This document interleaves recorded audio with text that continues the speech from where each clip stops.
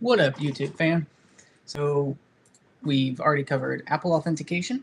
We've set up our Expo app where we can build it using Expo and the EAS CLI.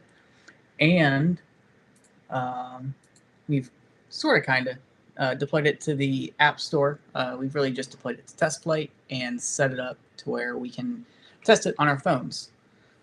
So together to design your UI directly in the HTML. And we've used it on the simulator too with Expo Go and kind of building it locally. So we're going to go over how to persist that auth. Oh, and we covered how to validate an ID token, a JWT that we get back when we do the Apple auth. So we're going to go over persisting the authentication now. Take a look at what that looks like and kind of go from there. I figured since I did make a new branch off of that last one, I figured I'd show you guys how we can, do pull requests and merge things in. So we have our repo pulled up here, and we will, we switch to the branch here. So we're on our branch, our feature branch, and then all we have to do is open pull request.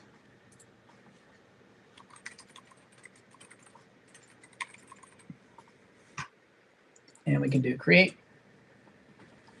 And this is like, generally standard practice. If you're kind of developing for a company within a team, you'll have PRs that you review. Try to set up the commits in a sensible way. Don't just kind of make the same commit message, because they do kind of, they do help developers tell the story. And, when they're reviewing it, if you do smaller commits, they can review it commit by commit, which is kind of cool. So if we look at this, you can go next, next, next, and it just really helps digest what's happening in the PR as a whole. But if you just want to see what's kind of happened as a whole, you can also come in here and see all the changes. So yeah, here I can bypass the rules. Yep, that's fine. So that's been merged in. Delete it to clean it up, make it nice. And yeah, so that's been merged in. Now we have Apple auth. If we come back to our repo here in PyCharm, we can check out main, and then we can just do, an update here. Might be different depending on which, editor you're using. You can also use the command line. The command line for that is pretty simple. It's, get fetch and get pull, and then that'll pull down the changes. Pretty easy stuff there. So yeah, let's go ahead and work on persisting the auth. So we'll just look at general authentication for it.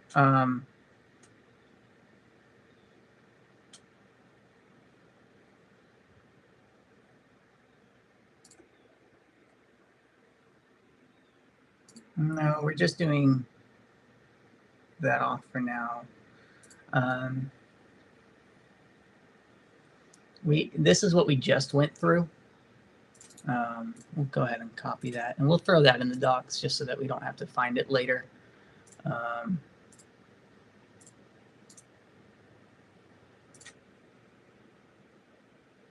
We'll just throw it in here.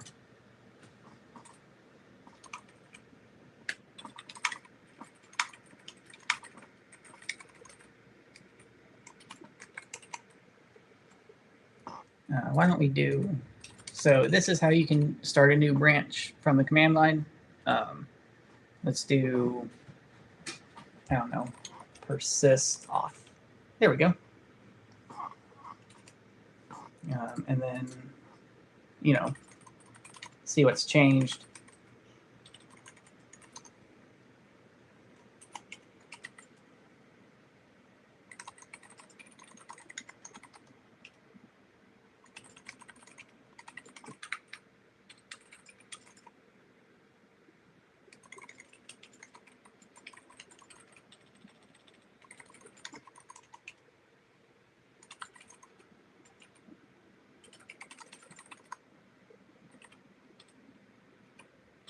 persist auth.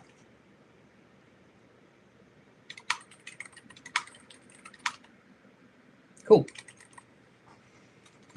And now if we go back to our repo, we can see that we have a new branch. So we'll kind of do the same thing so that we have a always clean working branch on main. Yeah. So let's see. Let's go into our front end here. And we can pull this up.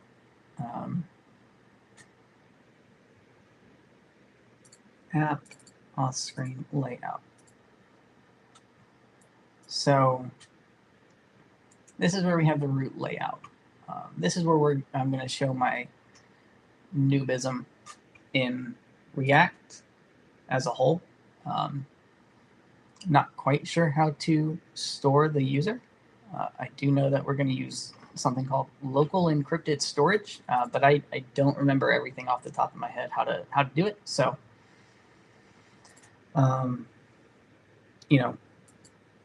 we'll just take a look and see if we can find an example somewhere in the docs on how to do that.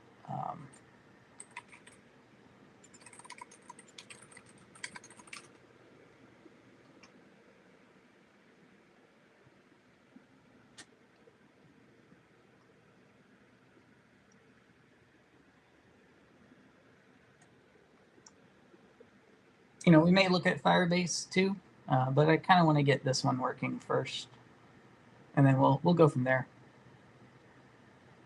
Because let's take a look at Firebase.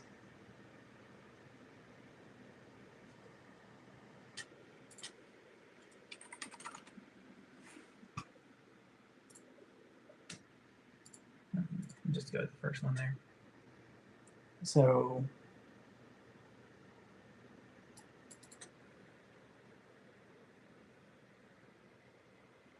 yeah, I don't want to do that.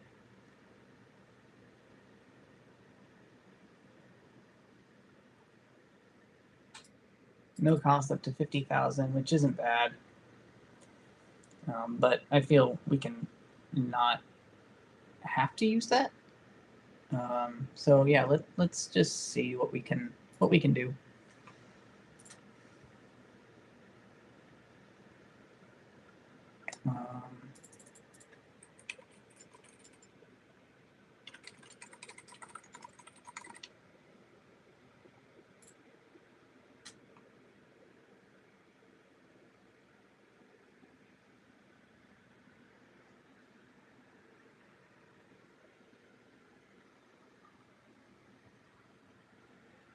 Yeah, we'll just go from this. So store encrypted and secure values there. Size limit is 2048. We're well within the limit there.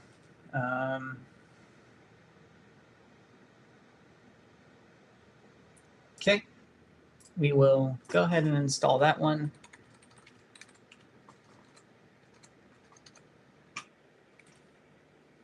And then it looks like we need to add this to our plugins in app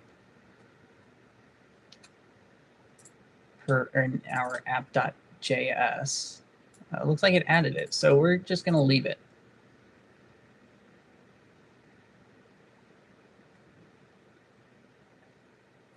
Let's see what the...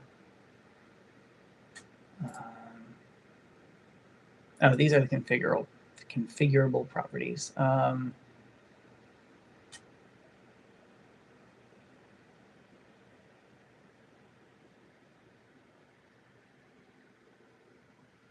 Data persistence is designed to provide a persistent data storage solution across app restarts and updates. However, it is important not to rely on it as a single source of truth for irreplaceable critical data. Makes sense.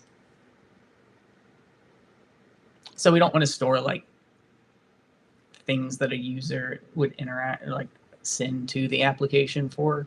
Like, for instance, if we are, let's just say building a social app, right? And there's the concept of users can have friends. We don't want to store those friends in encrypted storage because it will be lost when the user uninstalls and reinstalls the app. That's fine.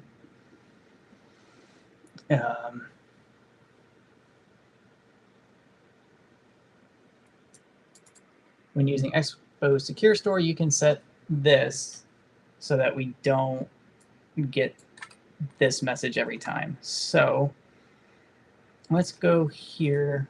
Let's, yeah, we'll set this up.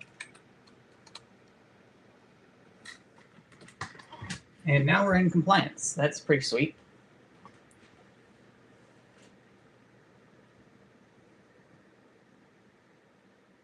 All right.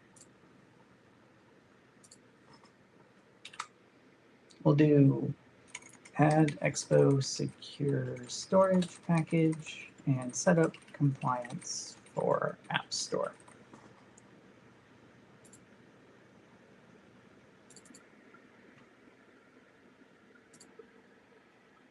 Looks good to me. All right. So let's come back to our layout here. And oh, here's an example. Okay.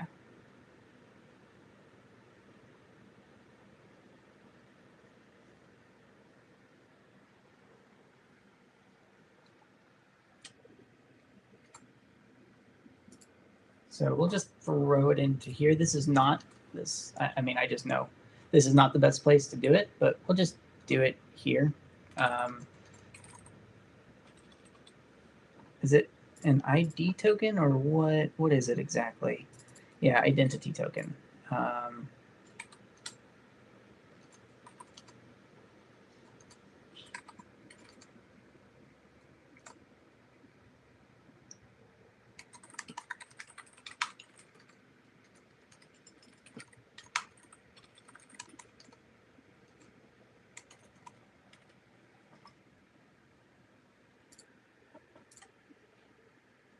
Okay.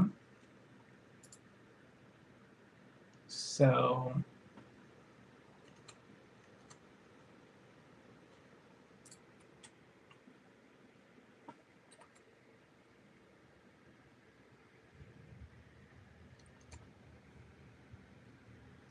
no.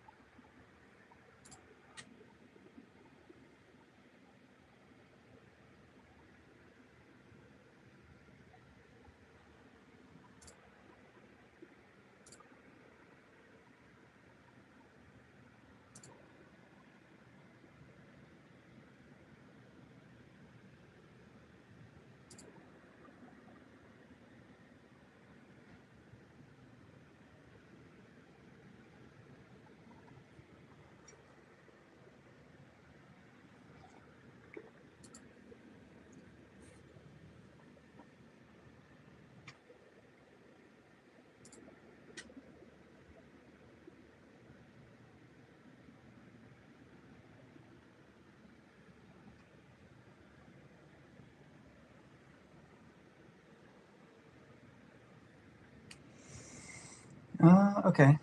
So we need whatever the CT, which is auth context. Okay, so use store. Okay, there's got to be a better example, like on.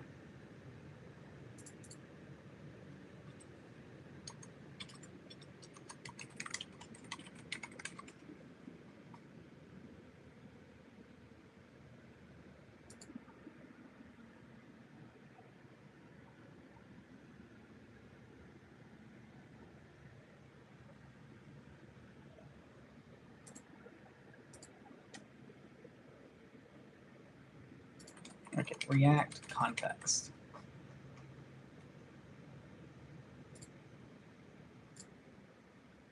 Sure. What is a context? Okay.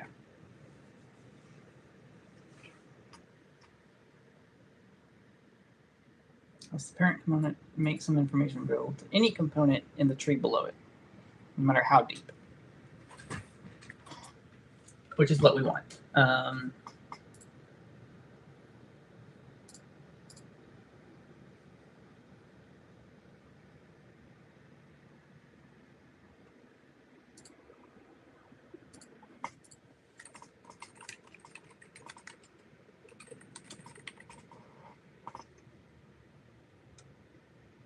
Aha.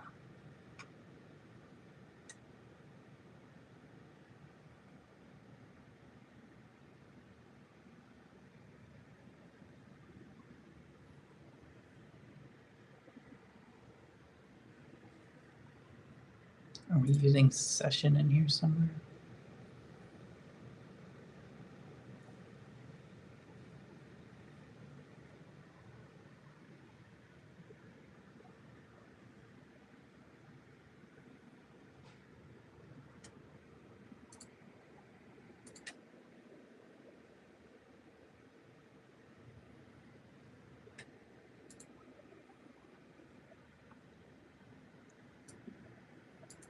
So we don't need that because we're not using a browser for now.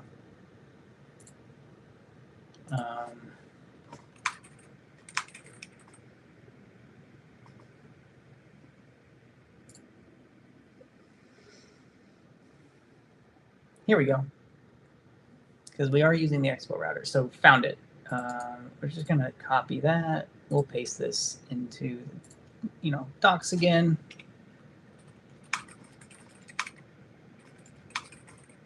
So we know where to find it.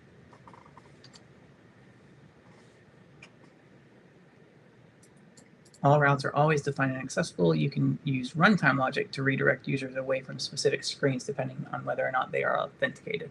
So that's important. Basically, that means if a user knew where our route was, they could get to it, even if they weren't authenticated, and then we just redirect them. Okay. Using React, context, and route groups.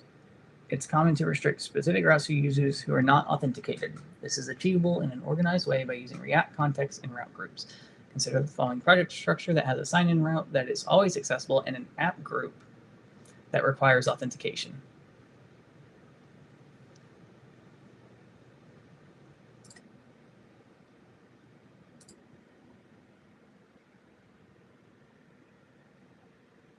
Okay, so let's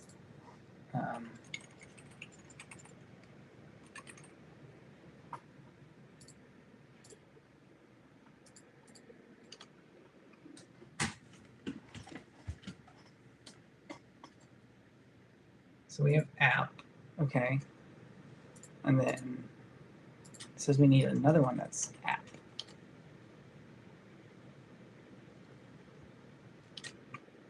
So, okay, so this is our actual authenticated app.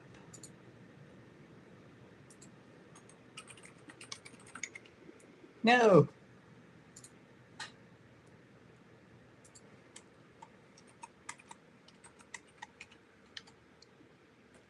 Okay.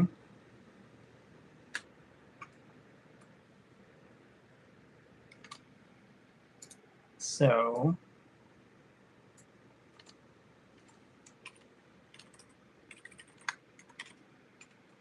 that, and then we need index.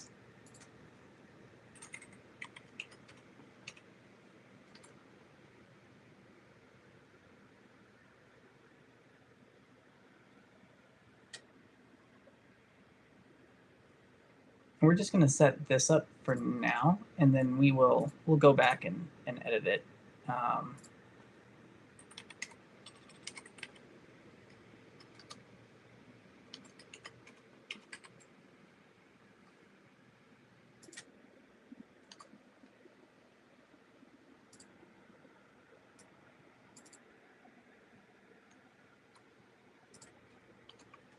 Okay, so then here, and then use storage state. I think it's just a TypeScript file. Yeah.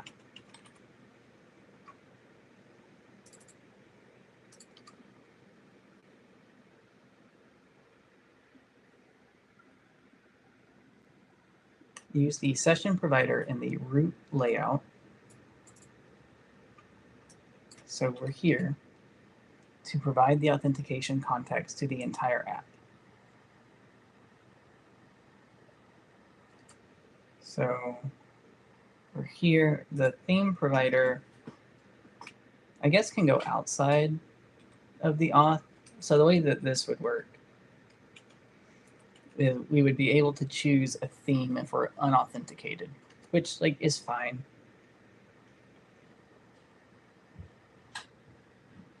It's imperative that the slot is mounted before any navigation events are triggered. So here we want to do session provider, I guess, there, and then slot. Okay.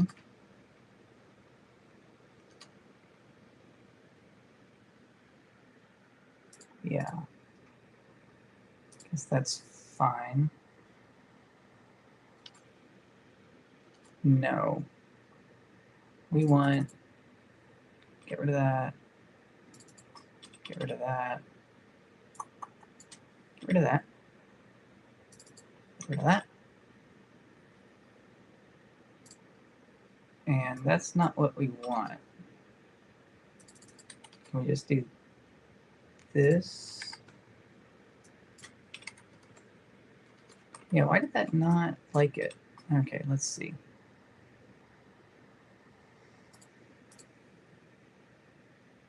It's just a different one. That's okay.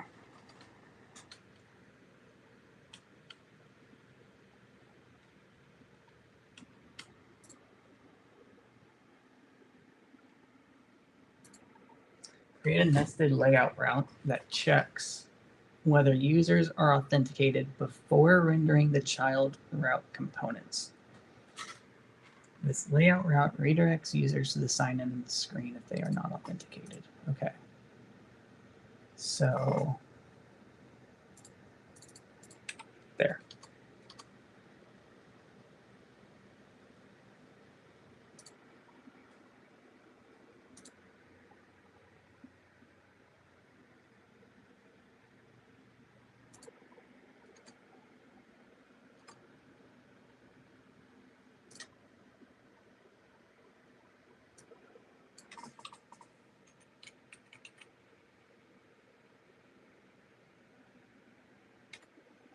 Oh, okay. So that's actually outside of the entire app. I missed that.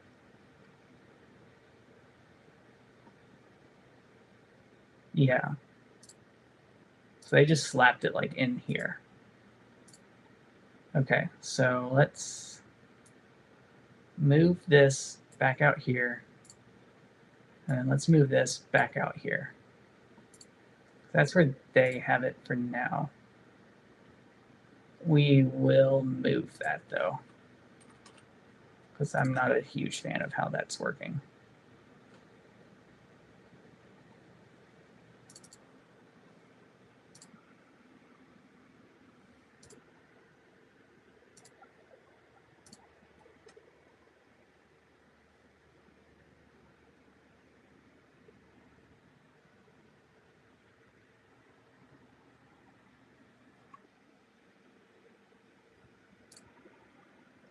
We just did that, I think. Yeah.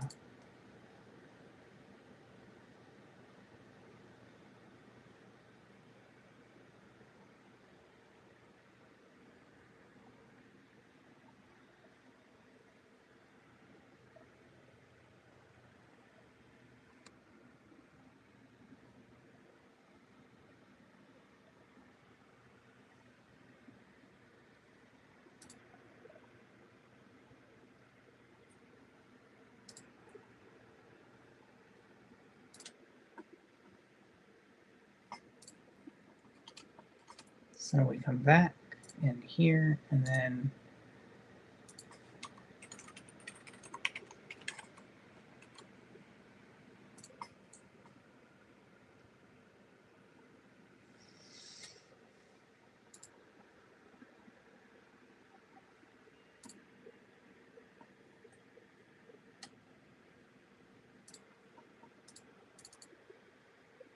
Okay, so that's cleared up.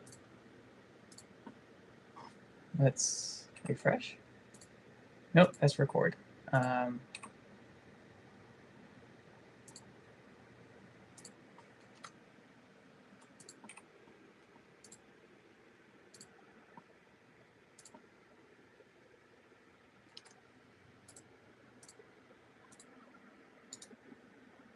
Delete that. We don't need that.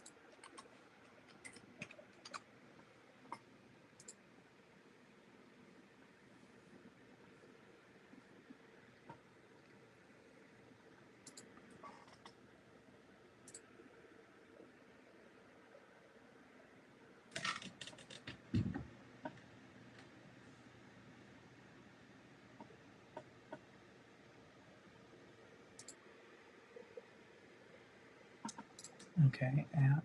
And then in here we need this. Yep, just a blanket thing. Now you have an app that is a loading state while it checks the initial auth state and redirects to the sign-in screen if the user is not authenticated. If the user visits a deep link to any route with the authentication check, they'll be redirected to the sign-in screen. We're not going to worry about deep links right now. Those are confusing to me.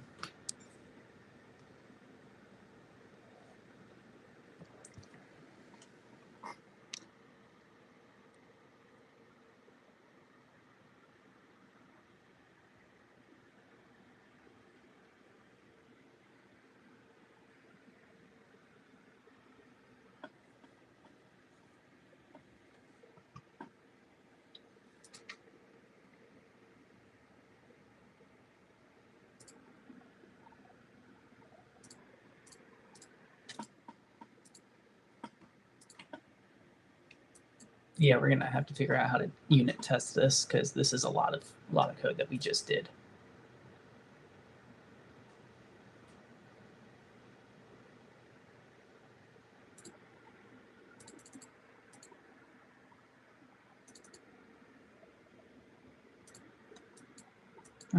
What happened?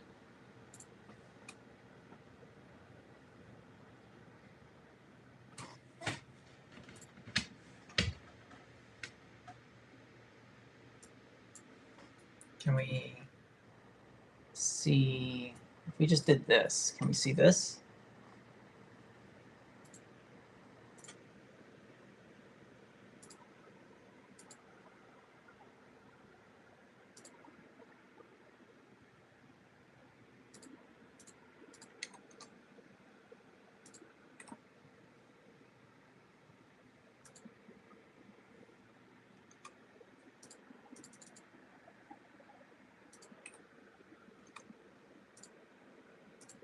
It says loading from Metro.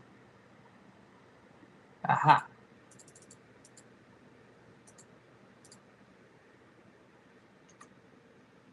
It says sign in.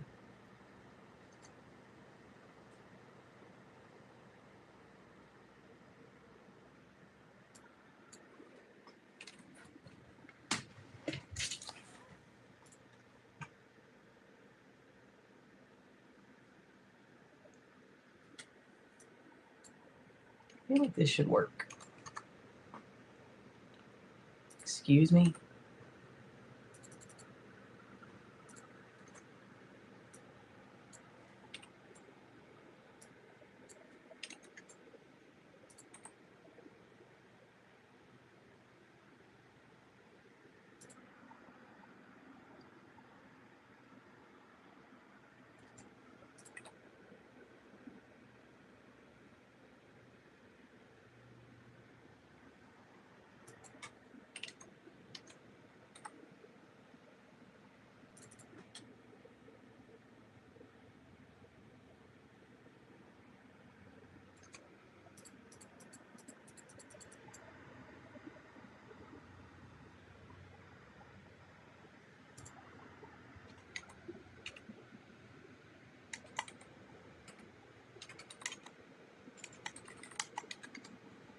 Aha.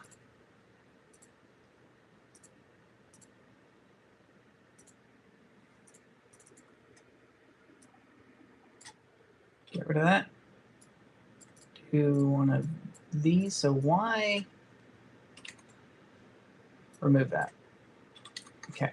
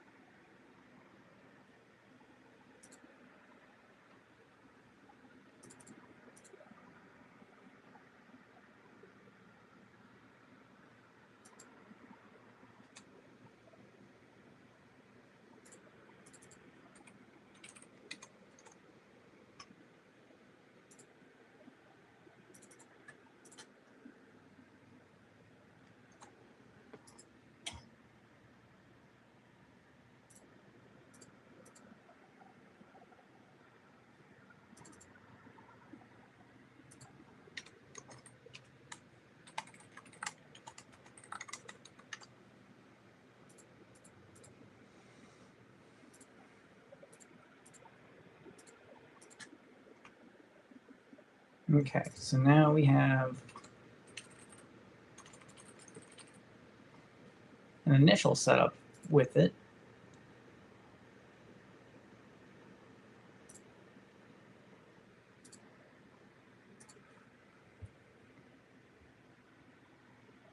Um,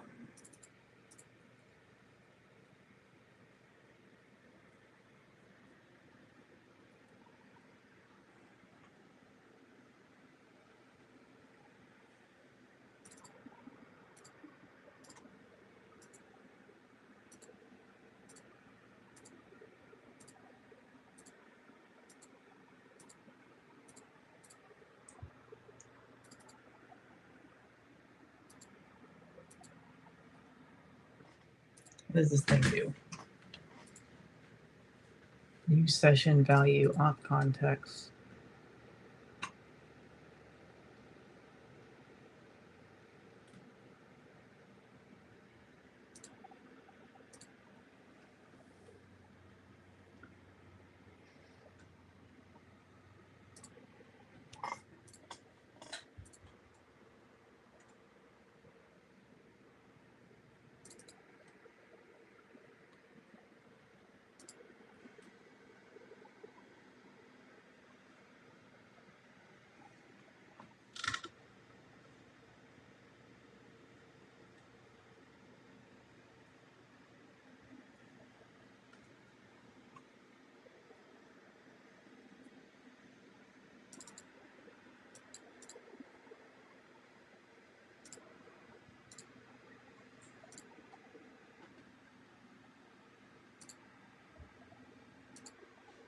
Curious.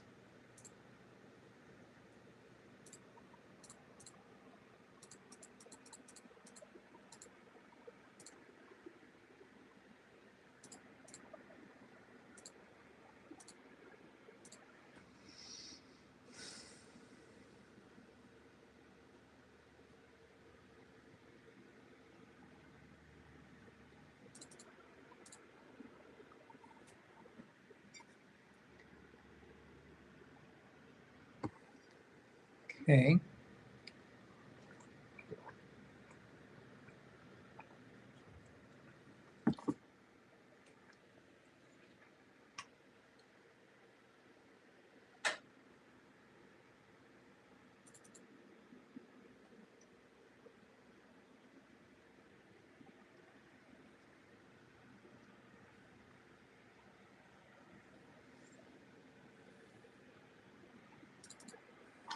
How do we hook that up?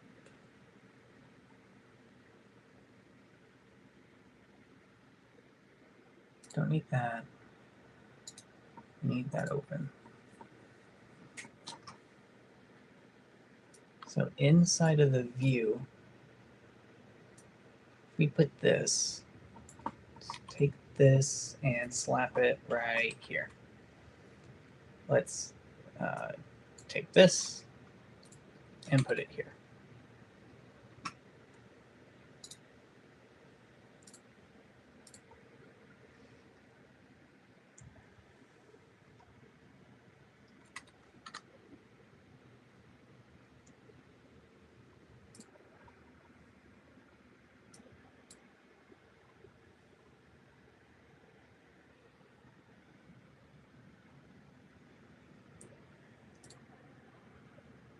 Okay.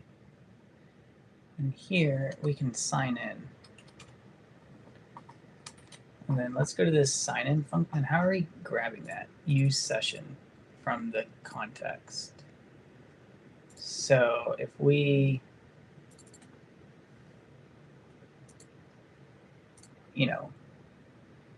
value.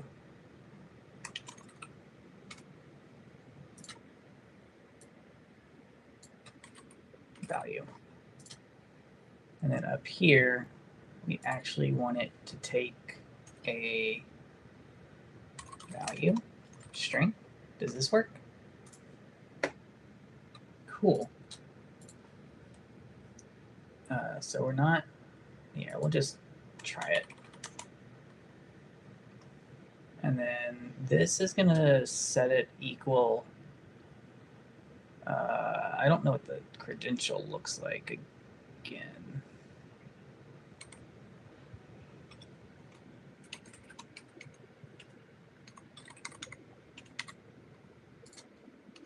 Okay.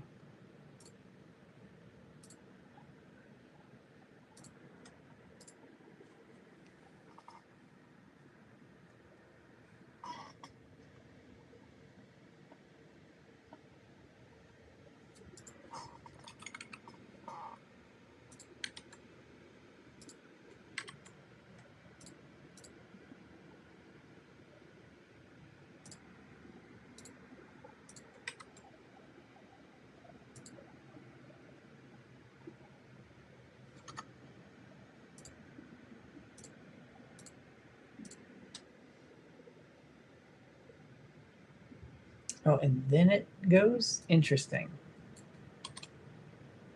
All right, whatever. That's fine. I guess.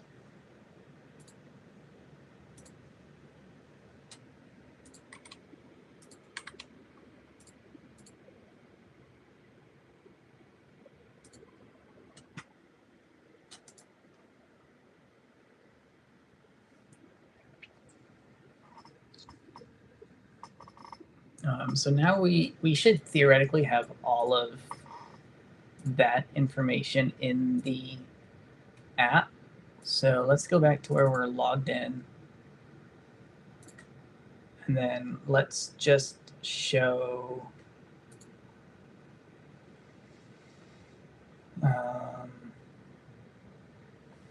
this. So let's come in here. Let's also show session.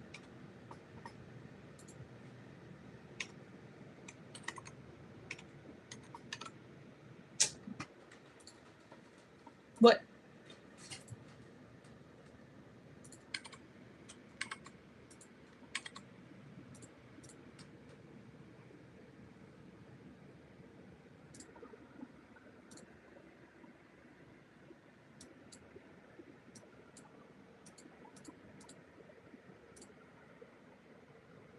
All right, cool.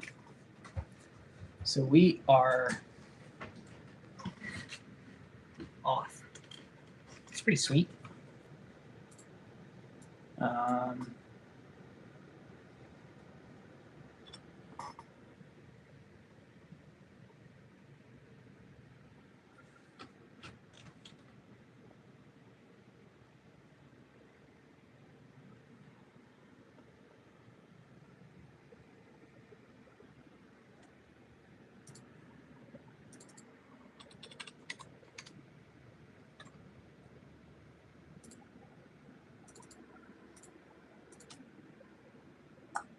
So we don't need that anymore, which is pretty cool.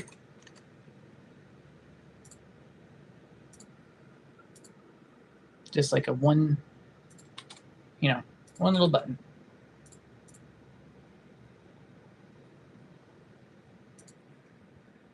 And we're in.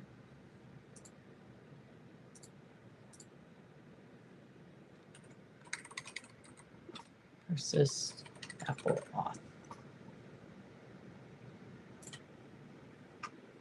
Okay, so we're about to set up something else. It's called pre-commit. It'll just make these things look prettier. And in fact, we are actually going to set up pre-commit with prettier.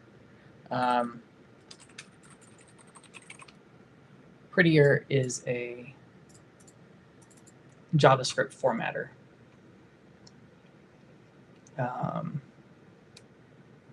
So let's do this.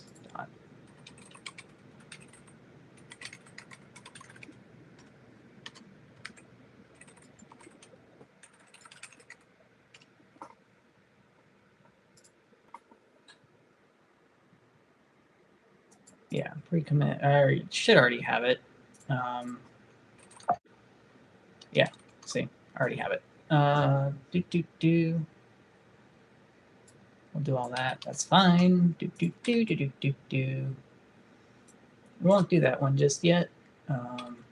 All that's fine there.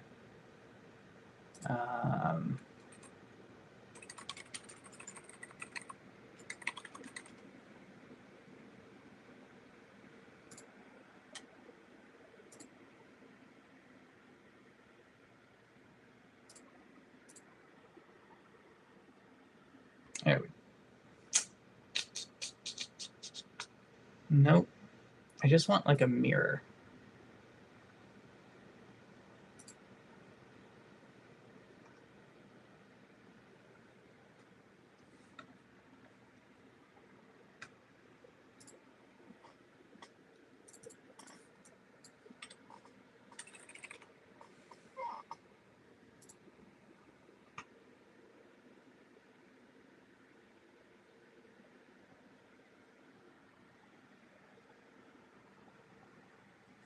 Yeah, we'll just do that.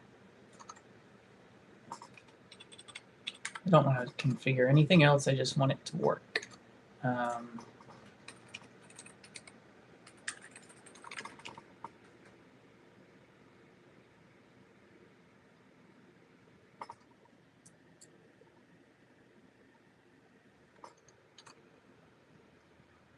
Okay.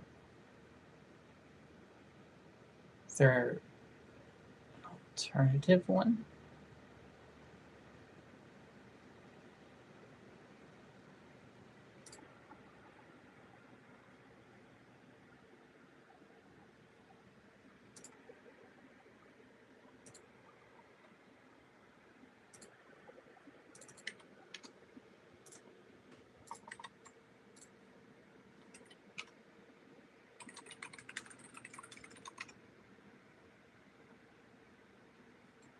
Yeah, that's a shame. Okay, so it's actually just pulling it from here.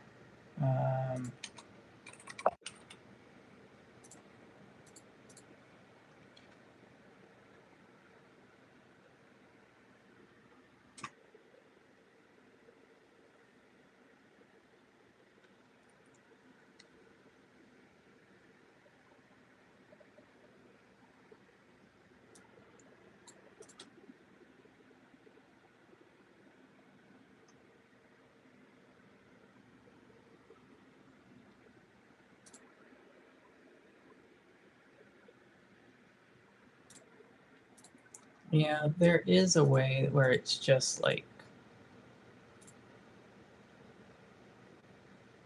I don't want to set any of that up.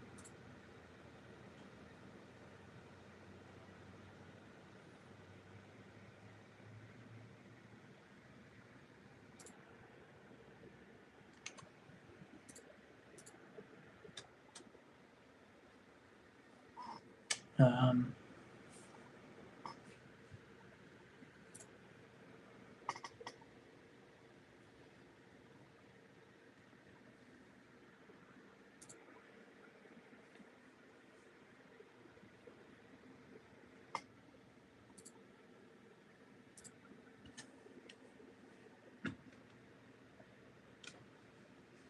well, we'll take a look at that in a second.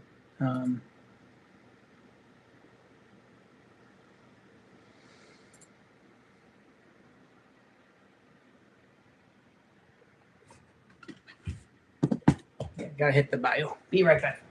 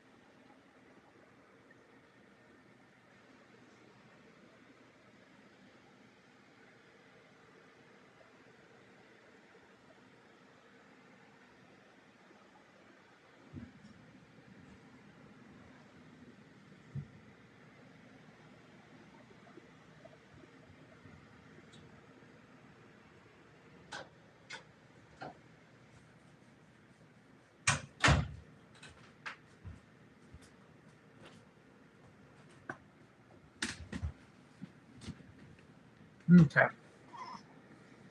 I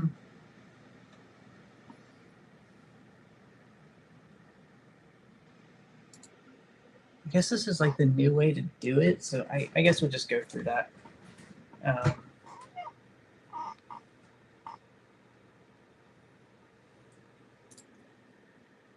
No, I know that there's a simpler way to do this.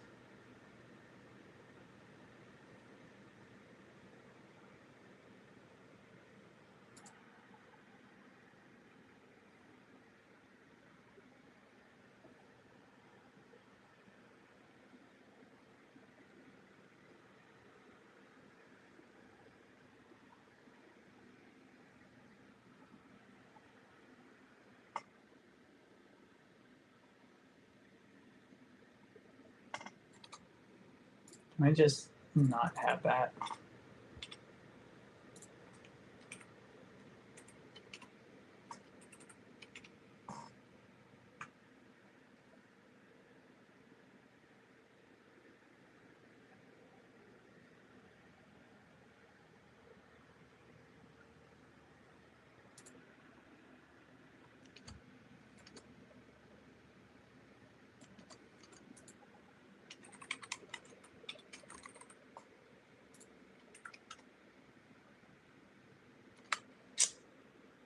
Bummer.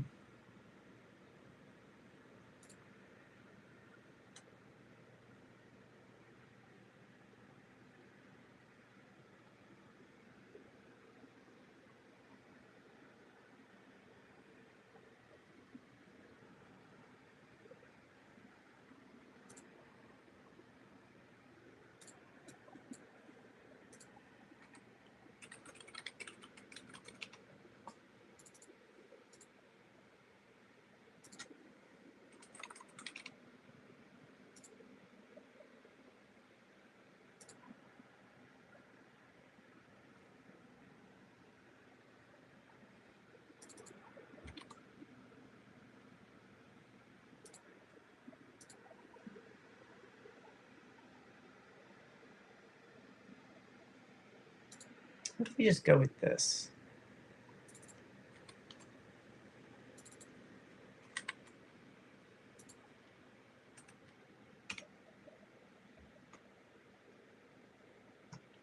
Oh, okay, cool.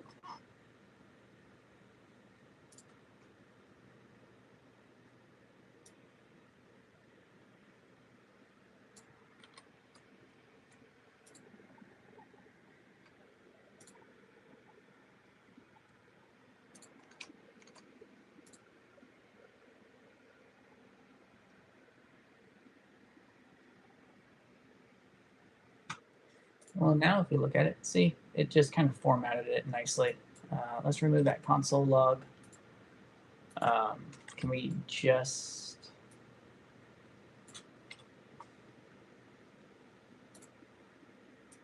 You know what, that's fine.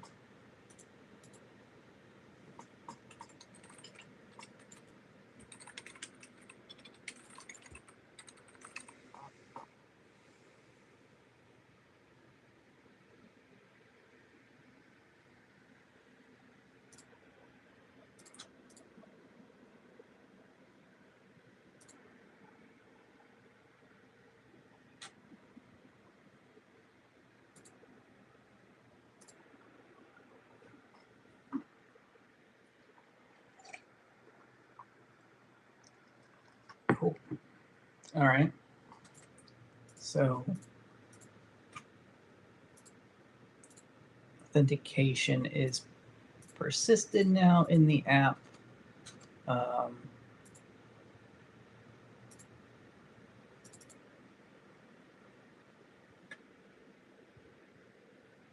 We don't really need a register page.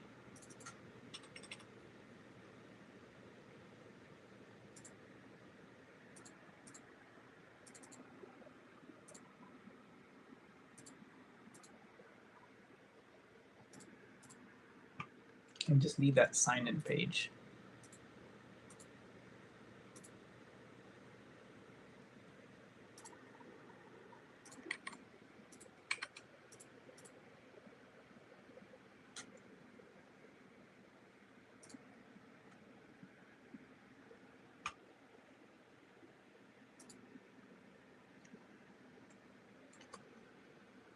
what happens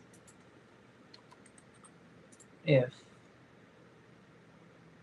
how do I change developer maybe?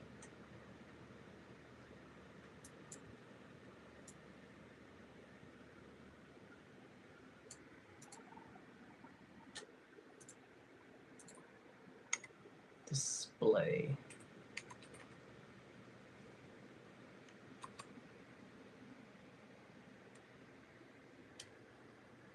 Yeah, let's try this.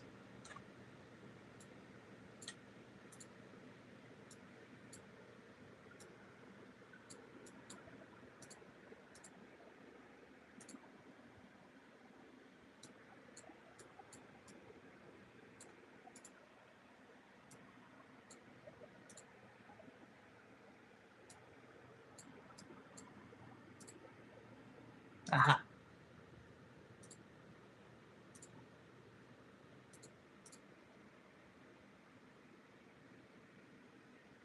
Interesting.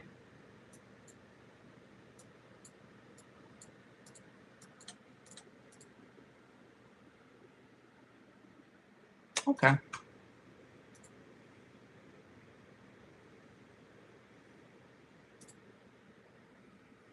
So if I go back to this, change this.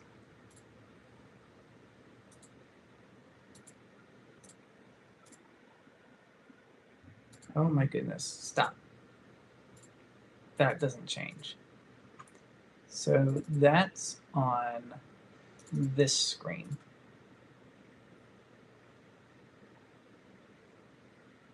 Now why is that?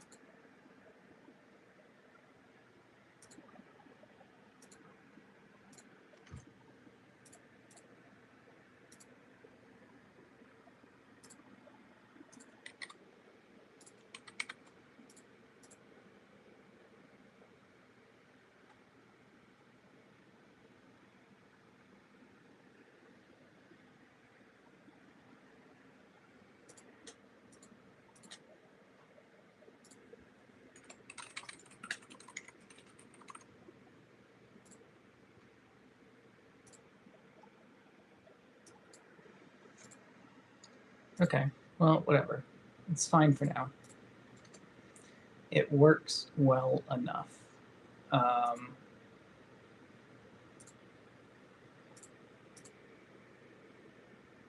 Let's see.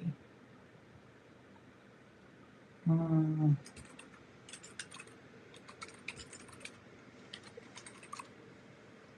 what? That'll be all for this one. We got it working. It is persistent. I think in the next one we'll go over how to make a request to the backend and kind of save that user info and